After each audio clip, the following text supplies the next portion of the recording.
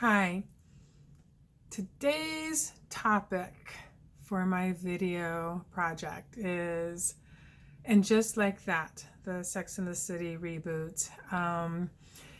If you've not seen the show and you plan on seeing the show, turn this video off now because I'm just going to talk and I'm not going to be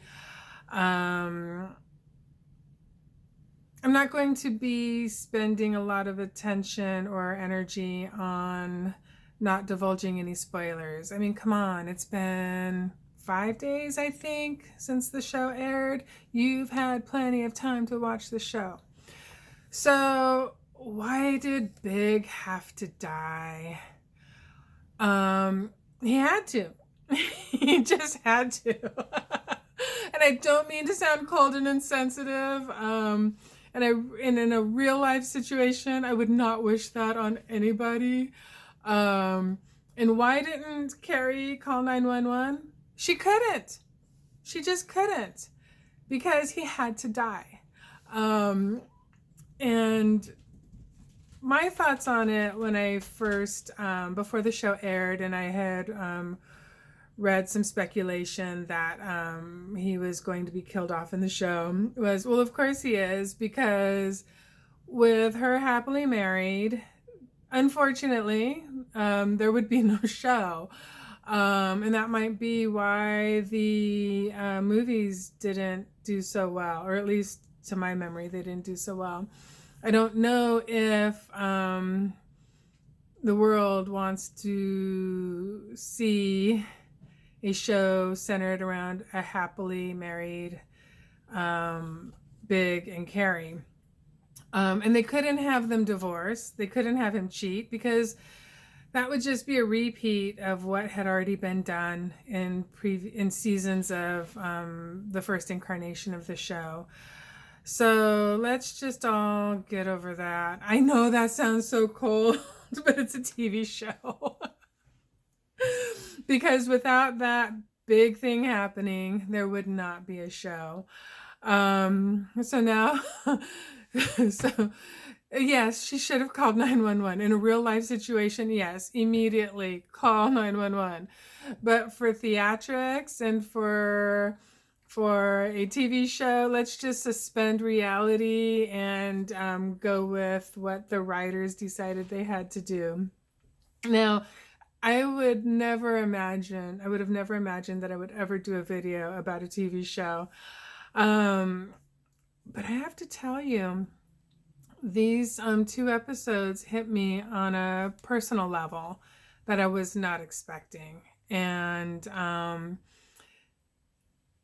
it hit me on the subject of aging. And maybe, I think it hit me on that, in that space, for 2 reasons.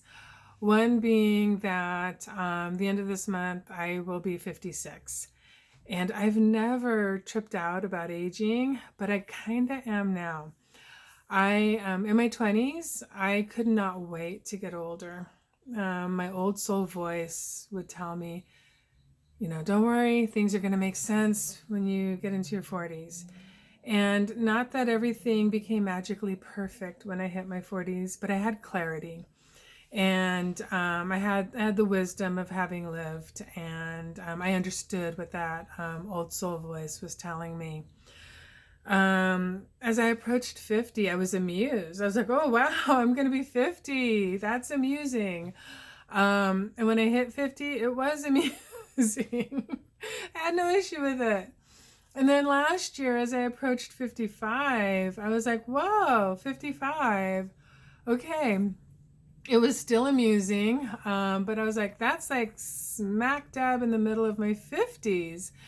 And of course, me and my whole numbers thing, 55 being one of the master numbers and 5 being the number of change, among other things. So I really looked forward to this year, my 55th year, and that topic, what I've experienced in this year, will be covered in either another video or a post that I'll write. But hitting and approaching 56 has given me pause, because I'm like, even though it still counts as mid 50s, technically I'm going to be closer to 60 than I am 50. And that has given me some thought, and it's not about the getting older, not about, what's happening here, what happens here, not about letting my hair go gray, but just it's a whole different phase of life. So seeing this show, coming back to the topic of the Sex and the City show, seeing this show cover that and address that the women in this show, Carrie, Miranda, and Charlotte, are 55, and watching and seeing how they go through certain scenarios, like Carrie trying to understand podcasts. Yeah, and I forget, there was somebody that okay, I just lost my train of thought on that. I was going to go off on a tangent there. But watching, Carrie navigate going from being an author and, dealing with the written word to now, she needs to be on a podcast.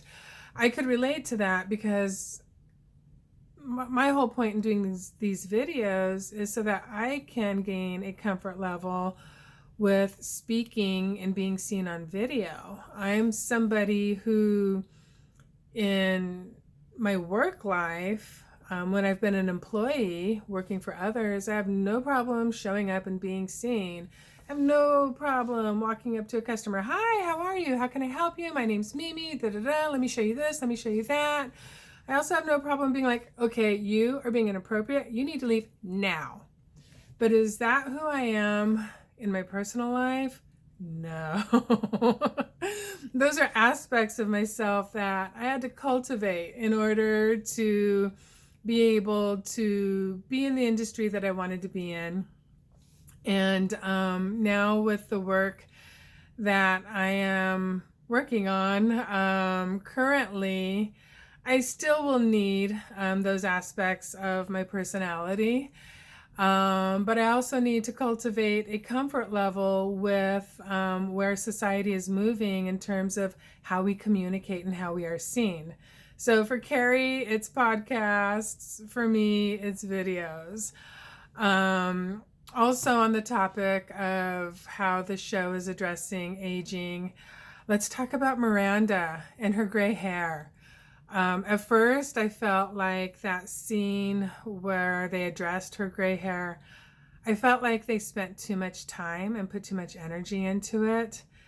And then I realized later on, no, they didn't. Because, looking at how people are perceived, how women, how women are perceived when they have gray hair. I mean, let's be honest, we all know this is not real. This is not real. And about 60% of what's under here is gray.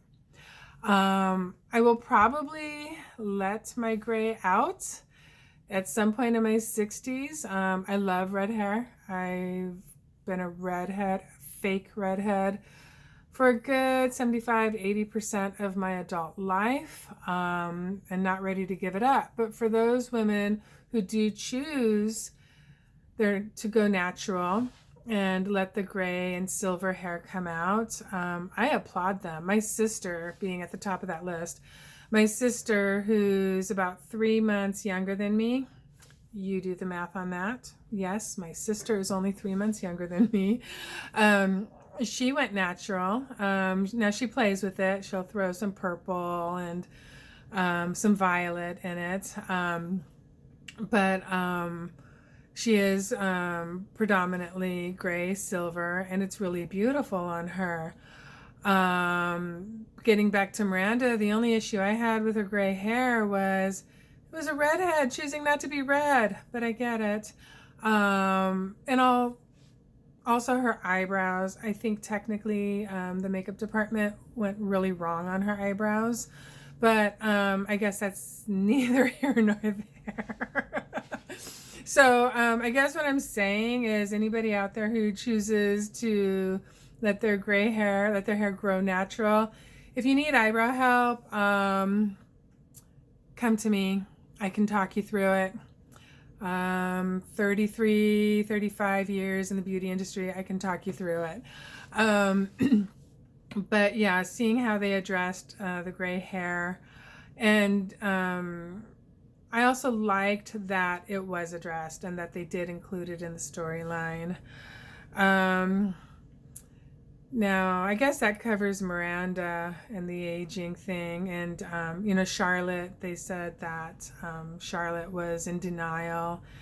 And I get that. I get that. Society has... Well, you know what? I'm not gonna make that statement because I don't want to perpetuate that. And I do think that it is changing. And I do hope that it continues to change and actually picks up pace. But I'm kind of losing my train of thought here. But that was the big thing personally that I was left with watching the new Sex and the City show, was watching how they're going to address those three wonderful characters now navigating their 50s. Also, Samantha, yes, it sucks that she's not in the show. But I have to respect Kim Cattrall's decision. She has to stick to her guns, and she has to do what feels right for her. I did feel her absence in the show. It was... I can't remember which post it was on, but I made the comment that this show, Sex and the City, without Samantha is kind of a metaphor for my life at this point in time. I used to have a lot of Miranda in my life. She was the character, not Miranda, Samantha. I used to, she's the character I related to the most, and now she's gone. But that's a whole other story. So this video is now over 12 minutes. I have no idea if it made any sense. I have no idea if anybody's going to watch it to the end. But those are my thoughts on what could be labeled a silly TV show. But yeah, it really, really gave me pause. So we will see what Thursday brings. Who knows? Maybe I'll do a video dissecting every episode. I don't know. We shall see.